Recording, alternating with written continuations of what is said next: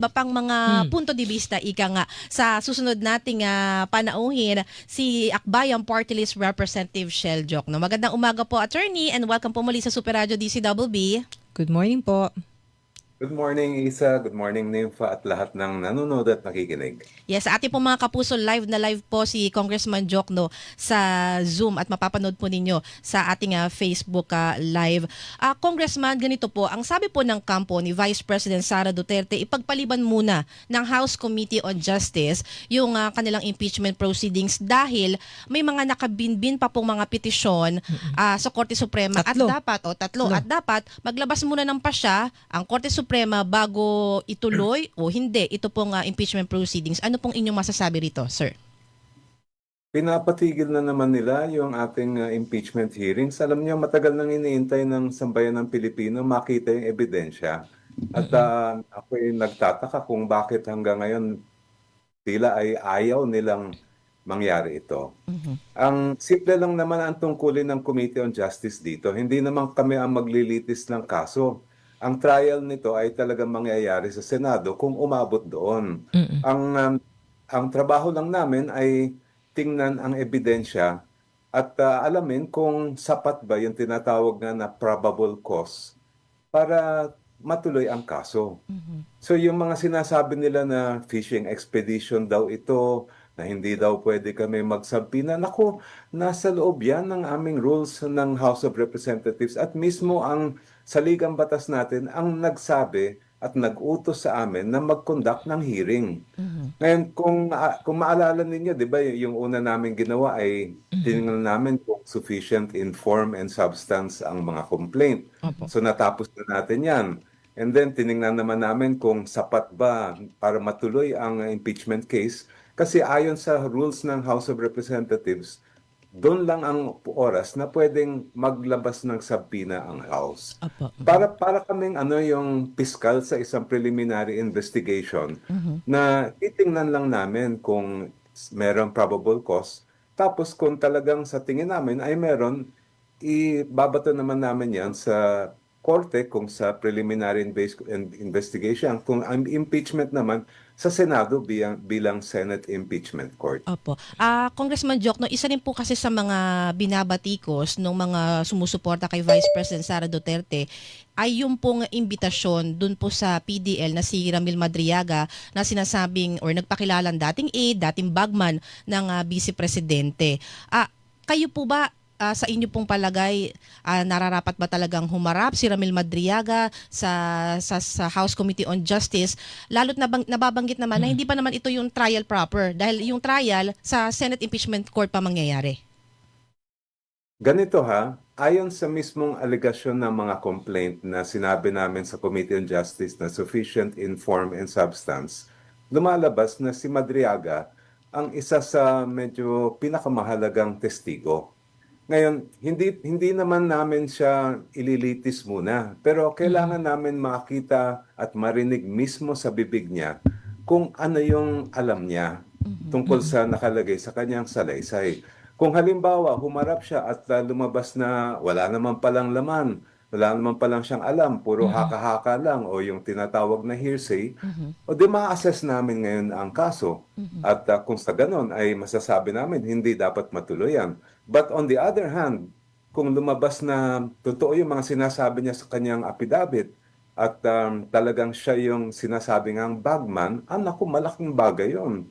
At ang mangyayari dyan ay maghuhusga ngayon ang komite at hindi lang naman kami, pati ang sambayan ng Pilipino kung sapat na ba yan para matuloy ang impeachment at magkaroon ng pananagutan. Opo. Sa April 14 impeachment proceedings po ba, Congressman Jokno, Doon ba harap si Madriaga? yes, oo. Inaasahan po ba na kumbaga una ba siyang sasalang? Ano po yung magiging senaryo para po mas maintindihan po ng ating mga kababayan? Yes, inaasahan natin na haharap siya at mukhang wala naman sa gabal na sa pag-attend niya ng hearing. At doon pakikinggan natin kung ano ba yung alam niya.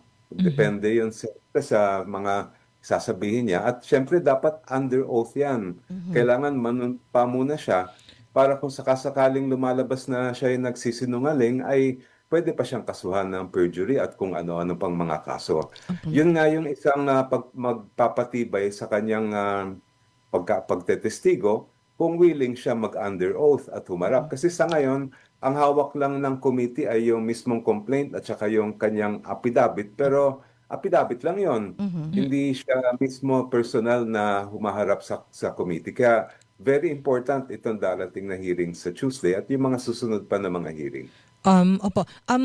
Congressman Jokno, ito pong si Ramil Madriaga, nakausap niyo na ho ba o ng sino man sa komite bilang kasiguruhan na pag umupo siya dyan, talagang testigo siya against the Vice President? Kasi meron na hong nangyari na May vetting testigo ba? sa, o may, yung vetting ba? Kasi meron na hong, para lang po masundan ng listeners, viewers natin kung bakit ganito ang tanong ko. Kasi meron na hong nangyari sa Senado at sa Kamara na sinasabi na, ito yung laman na affidavit niya. Pero pagdating doon sa harapan, Naiiba. na iba na. Kaya di ba nare-require na ng Blue Ribbon Committee noon na magkaroon ng affidavit Naging legal counsel kasi ng Blue Ribbon Committee si Congressman Jokno.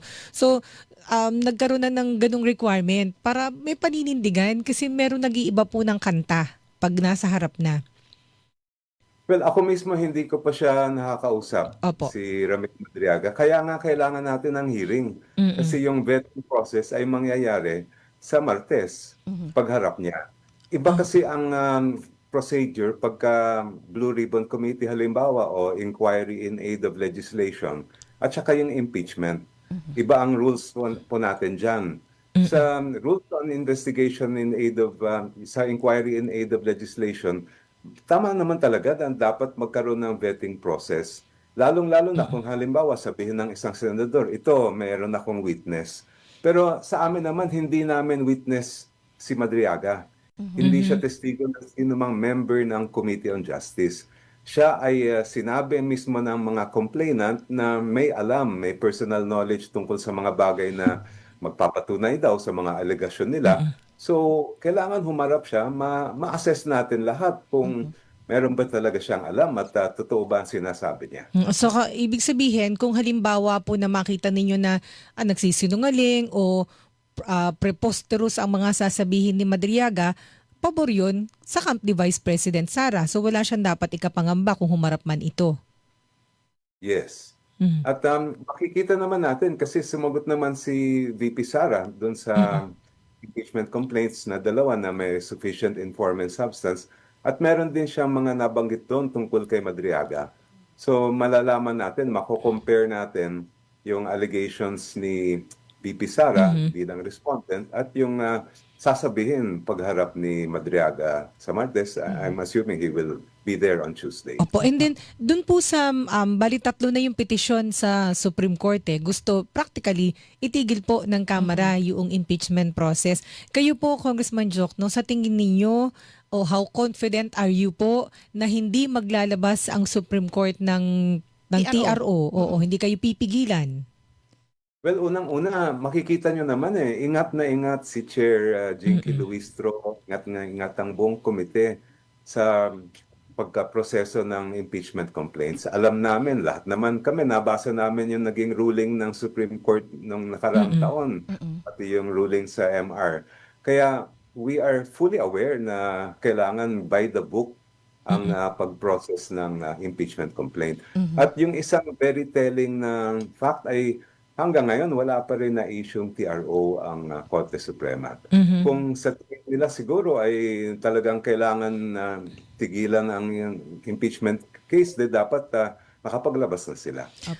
Paano po, pag halimbawa, ito hypothetical, paano ho kung mag-TRO ang Sa Supreme kalagitnaan Court, ng susundin impeachment niyo ho ba? proceedings, O, no? kasi isa din sa argumento na ang impeachment process ay sole prerogative ng Kongreso. May sinabi pa nga noon si Senate President Chis Escudero, ang natatandaan ko, pwede pang magbotohan ng mga senador kung susundin o hindi ang Supreme Yes, Court naalala ko yan. pag nag-TRO.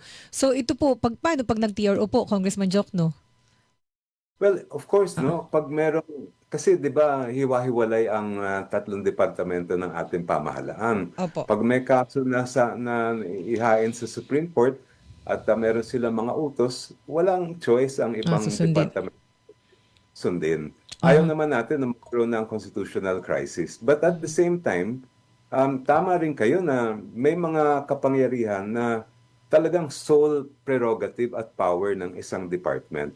Pagdating sa impeachment, paghain ng rules of impeachment, pati sa mismong paglilitis at yung buong proseso, ay nasa House ang power to initiate, nasa Senate ang power na mag-conduct ng trial. Opo. But having said that, nakita naman natin last year na may mga bagay na pwedeng pumasok ang Supreme Court at sabihin nila ito ay lumalabag sa ating konstitusyon.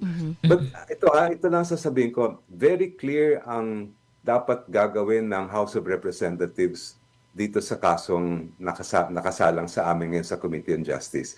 Dapat titingnan lang namin ang ebidensya kung sapat ba ito o yung tinatawag na probable cause. At kung meron, ibato sa Senado. Kung wala, edi pa-dismiss ang kaso. But the committee is under the entire House. So dadaan pa to sa plenary. Apo. At kailangan ng 1/3 ng vote para maituloy ang kaso. So ibig sabihin po, Congressman Jokno, walang dahilan para i-TRO ang ginagawa po ng Kamara ngayon. Sa tingin ko wala talaga. At the fact na wala pa rin na-issue ang TRO is confirms yung aming position. Of course, there's nothing to stop the court kung sakasakaling maglalabas sila later on ng TRO. But so far as we are concerned, yung hearing sa Tuesday, tuloy na tuloy po yan. Opo. Congressman Jokno, sa isa pong panayam kay retired Supreme Court Justice Adolf Ascuna, nasabi niya na mala teleserye or entertainment po, ito pong usapin po ng impeachment sa Pilipinas. Kayo po, ano pong inyong masasabi rito? Well, alam nyo, ang impeachment talagang pinapanood ng lahat yan. At dapat lang, kasi ang pinag-uusapan natin dito, pananagutan ng pinakamatataas na opisyal natin. Naalala ko nung pang-impeachment ni dating Pangulong Erap Estrada, naku, lahat nanonood, kahit sa mga tindahan, lahat nagmo-monitor. And maganda yon kasi kailangan mismo ang sambayan ng Pilipino ang maghusga. Kami mga membro ng Committee on Justice, kumakatawan lang naman kami sa mga Pilipino at in the end, it will be our people who will judge the case. Kaya nga dapat lumabas na yung ebidensya at makita natin lahat. Opo. Kasi po may ilan ding mga pumupuna na yun nga po bukod po do sa iba't ibang mga subpoena like sa SALN, di ba, ni Vice President Sara Duterte at iba pa, may nagsasabi na teka parang lumalabis yung House Committee on Justice. Kayo po bilang miyembro po kayo ng komite, may ganun po ba? May masasabi bang pagmamalabis o kayo po'y sumusunod lamang sa itinatakda sa inyo? Kasi doon sa mga pag-i-issue ng O subpoena. kasi sunod-sunod yun, di ba, ng mga subpoenas. Alam niyo, lahat ng mga na-issue'ng subpoena ng Committee on Justice ay nakabatay doon sa alegasyon ng mga complaint na nasuri na namin at nasabi na nga na sufficient ito in form and substance. Kaya nga namin inilabas ang subpoena para malaman kung ito ba ay totoo, kung mga genuine ba yung mga dokumento, yung mga nabanggit na mga testigo, talaga bang willing silang humarap. Pag humarap sila, may alam ba talaga sila tungkol sa sinasabi nila sa kanilang salaysay? This is the time for evaluation.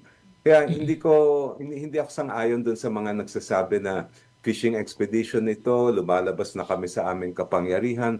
Lahat po ng ginagawa ng Committee on Justice ay sang-ayon sa konstitusyon at sa rules ng House of Representatives on impeachment. Kung ikukumpara po doon sa piskalya, yung normal na piskalya, kasi di ba ho sa impeachment, ang piskal ay ang Kamara, Senado ang Korte.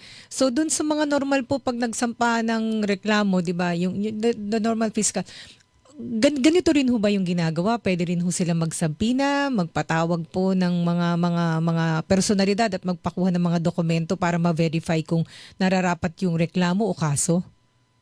Yes, sa mga nanonood na naging bahagi na ng mga preliminary investigations sa DOJ Opo, o sa mga alam nila ito na talaga naman nagsusubpina ang mga piskal natin. Lalong-lalo na halimbawa, yung ibang ahensya may hawak ng dokumento tungkol sa, let's say, korporasyon o tungkol sa mga marriage certificate o kung ano man, talaga naman naglalabas na subpina ang ating mga prosecutor. Tapos tinitingnan nila. Minsan pa nga, nagko-conduct din sila ng mga hearing na pinapaharap nila yung testigo. Nagkakaroon ng mga clarificatory questions. At ganon din naman ang gagawin namin sa Committee on Justice. Ayun, and then meron pang isang doon po sa Supreme Court na petition, yung pangatlo, sabi ay yung ang claim po nila, yung impeachment process constitutionally defective kasi hindi daw po lahat ng mga lawmakers ay na-furnish ng kopya ng complaints. Allegedly, yan po yung lapse na nagpe-prevent sa full and informed participation. So kasi yun yung sa sinabi ng Supreme Court dun sa Duterte impeachment nung last Noong year, una, 'di ba? Oo, na dapat to informed lahat. So ito po ba na-comply? At ano pong tugon ninyo dito? Constitutionally defective dahil nga daw po hindi furnished lahat ng kopya ng complaints. Hindi ako sang-ayon dyan sa sinasabi nilang pagkukulang. Mapapatunayan yan ng SecGen, ng House of Representatives, pati yung Committee Secretary ng Committee on Justice, na lahat inabigyan at pinadala ng kopya ng una, di ba, 4 na complaint yon. Tapos later, yung naging dalawa na nga ng committee na sufficient informed and substance. Kaya nga, every step of the way, talagang sinusunod namin yung requirements ng konstitusyon at ng rules of impeachment ng House of Representatives. Opo. Congressman Joke, no, last question na lang po from my end. Naimbitahan po ba muli si Vice President Sara Duterte for the April 14 hearing? And kung sakasakali pong mag-decide siya na haharap siya, ano po yung mga maaaring mangyari? Yes, bukas na bukas ang pinto para kay Vice President Sara Duterte na dumalo sa hearing sa Tuesday at sa mga susunod pa na mga hearing. Kung sakasakaling siya ay haharap, we can, just like she has done through her lawyers, pwede yung mga fina-file nilang mga manifestation, mga motion, etc. ay magagawa pa rin niya at pakikinggan po natin yan. Kasi bahagi pa rin naman ng due process yung kanyang pagpupunta at pagpakikilala sa proseso. Opo, ayan. And with that po, Congressman Joke, no, maraming pong salamat sa inyo pong laging panahon sa amin dito sa Super Radio DCWB. Lagi po kayo mag-iingat. Salamat Happy po. Sunday. Happy Sunday po. Yan. Yan po si Akbayan, Party List Representative Shell Jokno, isa rin po sa mga miyembro. Hilingan, walang pinoproblema.